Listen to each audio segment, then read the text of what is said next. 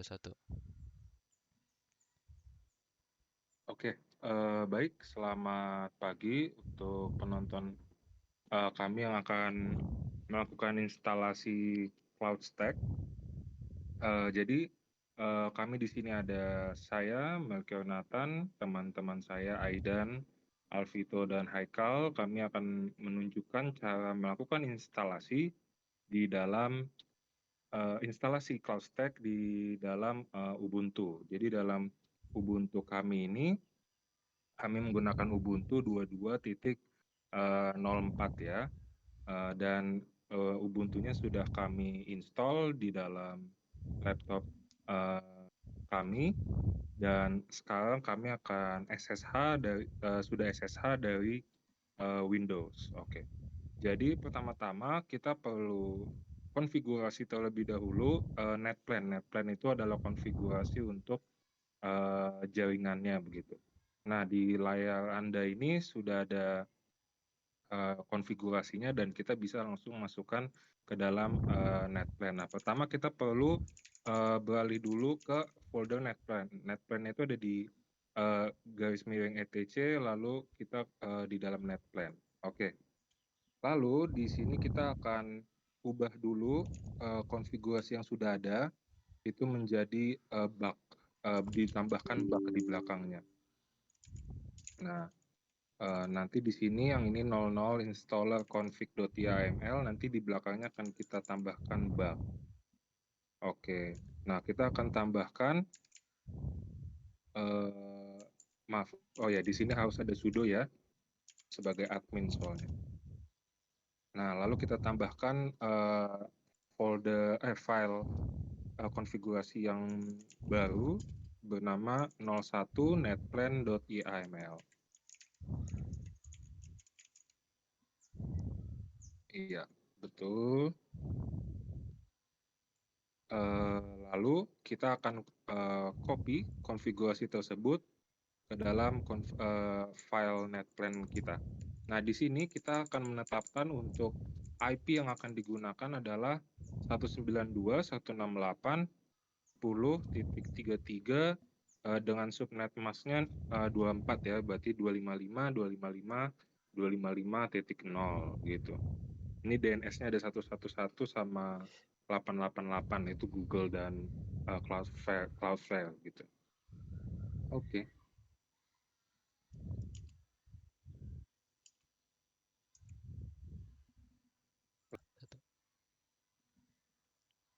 Iya, lalu kita juga bisa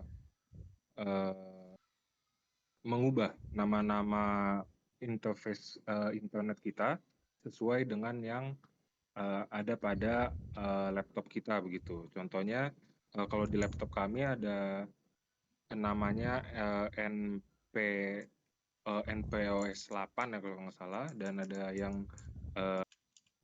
Nah, jadi nanti akan diatur untuk di sini yang ke internet itu kan yang ketiga, jadi yang tiganya kita atur untuk yang di cloud bro-nya itu, yang ke internet itu yang NPOS 3, dan yang untuk ke host only-nya itu yang satu lagi gitu.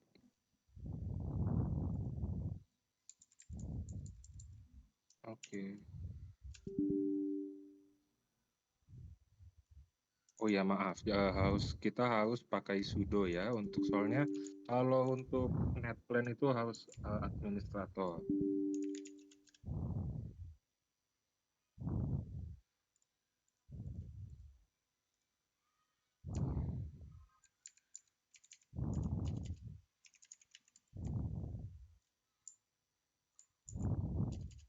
Iya, di sini kita ulang lagi. IP-nya kita pakai 10.33.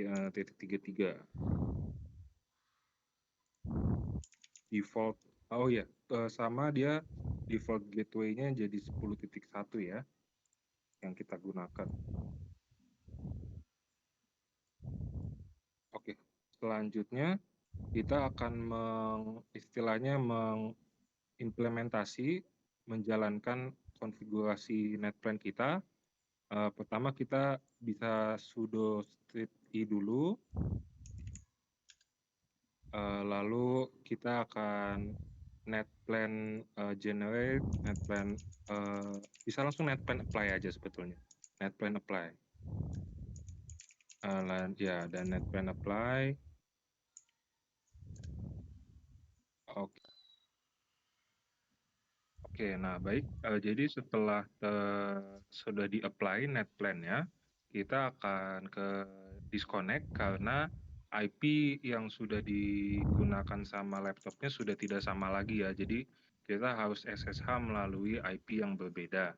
Nah ini sekarang kita sudah ada di SSH menggunakan IP yang baru. Oke? Ya, baik. Langkah selanjutnya kita adalah pertama mengupdate sistem dan menginstall beberapa tools yang dapat kita gunakan di dalam OS kita nanti ya. Pertama kita bisa sudo apt update, lalu ada sudo install htop, ada links itu bisa buat kita pakai buat mengakses internet, website begitu ya. Lalu ada doof itu buat memory management, dan ada bridge utils itu untuk komponen-komponen yang terkait untuk network ya, untuk bridge. Oke, selanjutnya kita juga perlu mengkonfigur LVM. Jadi sebetulnya dalam Ubuntu itu sudah ada dari sananya, sudah ada virtualisasi. Nah, hal tersebut terkadang akan memakan memori begitu ya. Nah, dari sini dengan mengkonfigur LVM, kita bisa istilahnya memberikan, membebaskan memori tersebut agar kapasitas kita bisa menjadi lebih besar. Nah, untuk komen-komennya tersebut sudah bisa dilihat di layar Anda. Kami sudah melakukannya sebelumnya, jadi kami tidak akan melakukannya lagi. Dan nanti selanjutnya kita akan langsung bisa dijelaskan oleh teman saya. Oke, baik. Di sini saya ingin menjelaskan bagian selanjutnya di mana kita ingin menginstal SSH server dan beberapa tools yang akan digunakan dalam penginstalan CloudStack ini. Sebelumnya kita ingin ubah privilege kita menjadi root dengan menggunakan sudo dengan parameter i untuk interaktif.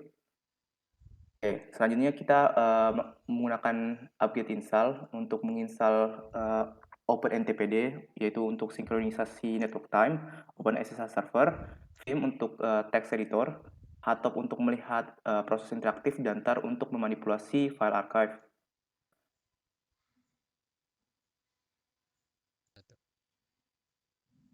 Selanjutnya kita juga ingin menginstal Intel Microcode, yaitu untuk mengupdate software dari Intel kita.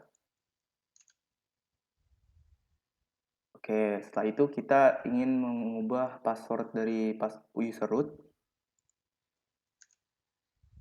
Oke, di sini kita masukkan grup 3 atau password lainnya, terserah.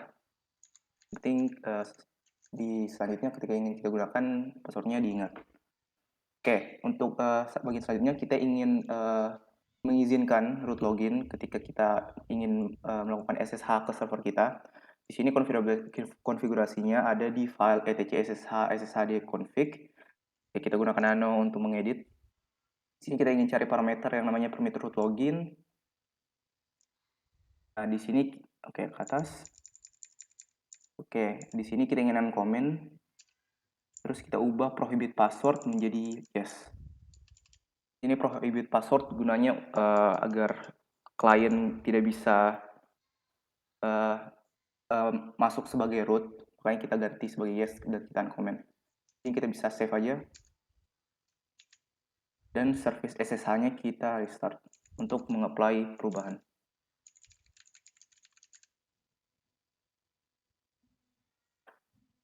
Oke, selanjutnya kita ingin menginstal cloud management server.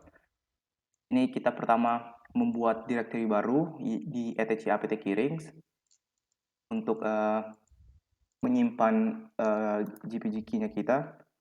Nah, terus GPG key-nya kita download menggunakan wget. Terus kita masukkan ke folder tersebut, ke keyring tadi dengan nama file cloudstack.jpg.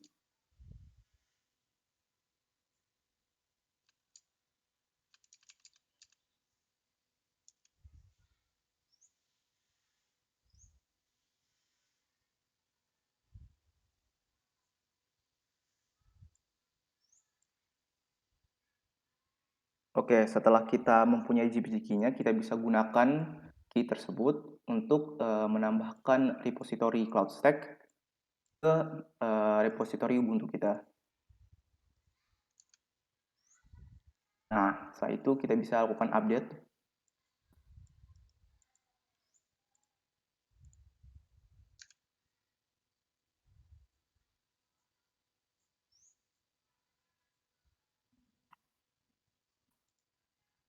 Setelah daftar paketnya telah diupdate, kita sekarang bisa menginstal CloudStack Management dan MySQL Server.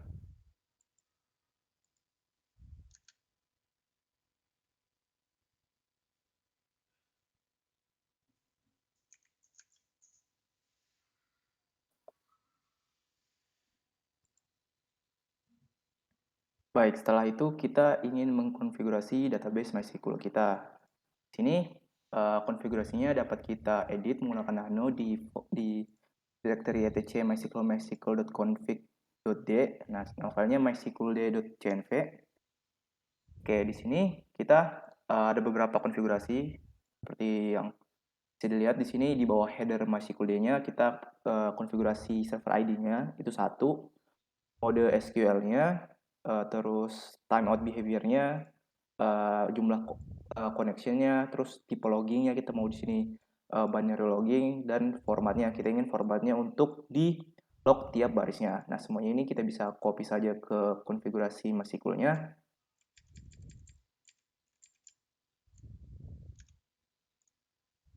Oke,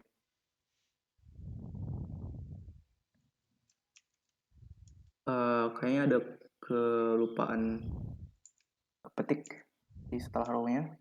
Oke, kita save. Dan untuk mengapply perubahan, kita restart service MySQL.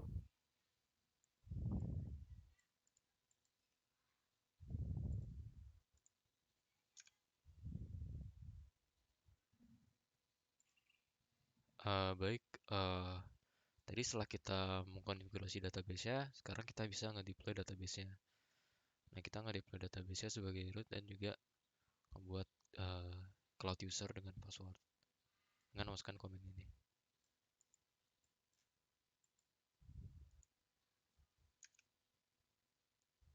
Oke.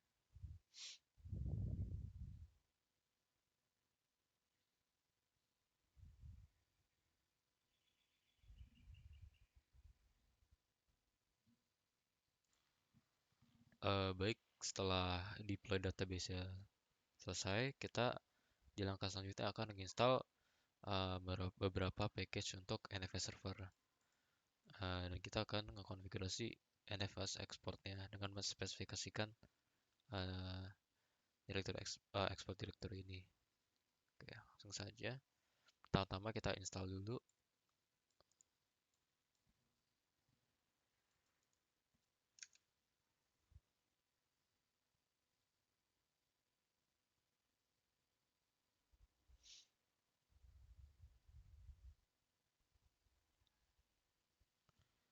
Oke, selanjutnya kita langsung masukkan saja komen ini.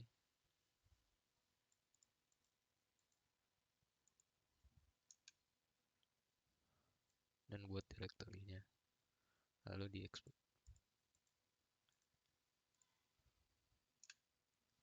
Oke, kita sudah selesai nge-setup storage-nya. Lalu di langkah selanjutnya kita akan mengkonfigurasi NFS servernya. Nah, di langkah ini termasuk mengkonfigurasi spesifik port numbernya, terus seperti itu. Oke, langsung saja kita masukkan komennya. Oke,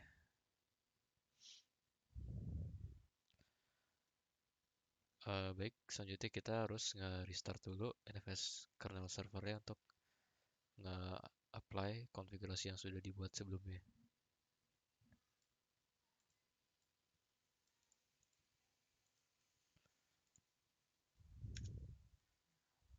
Oke, oke, di langkah selanjutnya, sini kita akan pertama kita akan melakukan setup dan langkah yang pertama kita lakukan adalah menginstal package untuk KVM ini. Nah, lalu kita akan modifikasi file yang ada di directory ini buat dia listen ke semua network interface-nya. Dan kita nanti juga akan ngedit file ini yang di directory ini agar dia service listening-nya ada, dan kita juga akan menambahkan atau menguncommit beberapa konfigurasi seperti kalau di sini kita akan menambahkan tulisan ini ya, atau kita nge-uncomment. Oke, langsung saja kita install terlebih dahulu.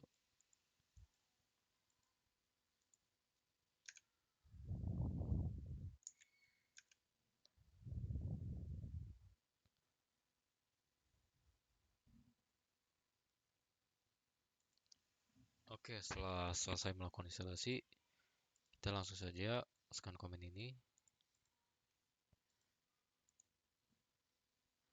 Dan kita akan mengedit file libvirt ini.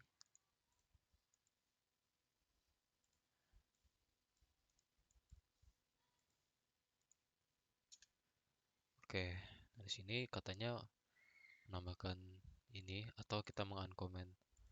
Nah, di sini kita tambahin aja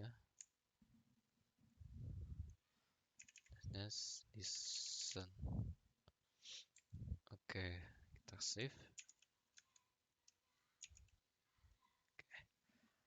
Nah, selanjutnya kita akan melakukan konfigurasi sini.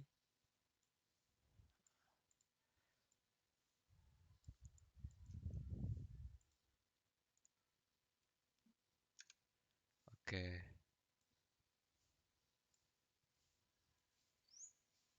lalu kita restart buat di apply.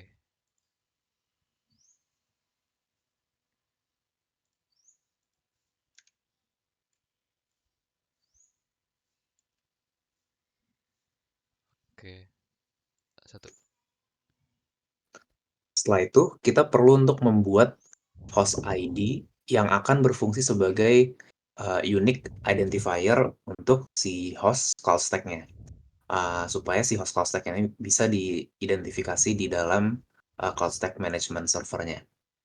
Nah, untuk itu kita perlu untuk install package UUID dan nilai UID-nya itu akan disimpan di dalam variabel UUID yang akan dimasukkan ke dalam file libvirt.conf-nya.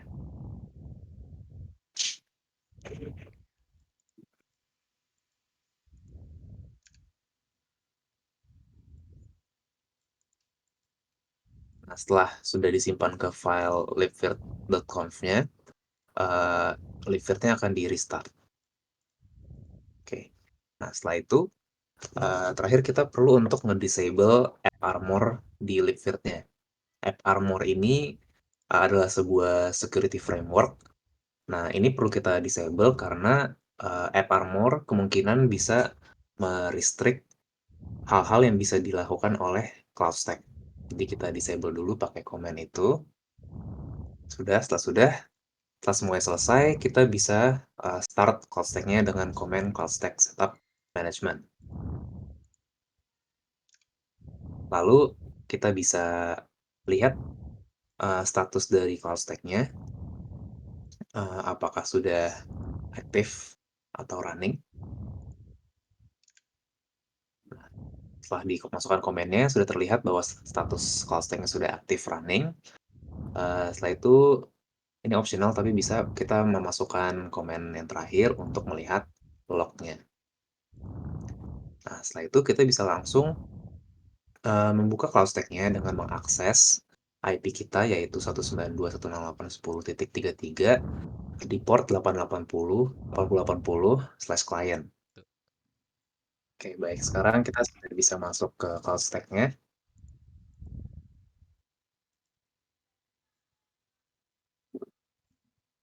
Satu. Ini adalah tampilan untuk Apache Cloud Stack-nya. Untuk credential-nya kita bisa masukin username admin dan password-nya password.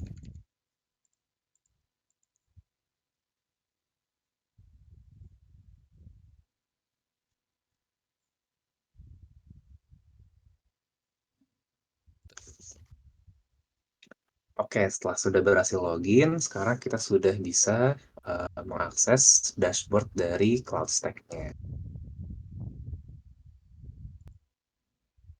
Oke, sekian tutorial instalasi Apache Cloud Stack dari kami.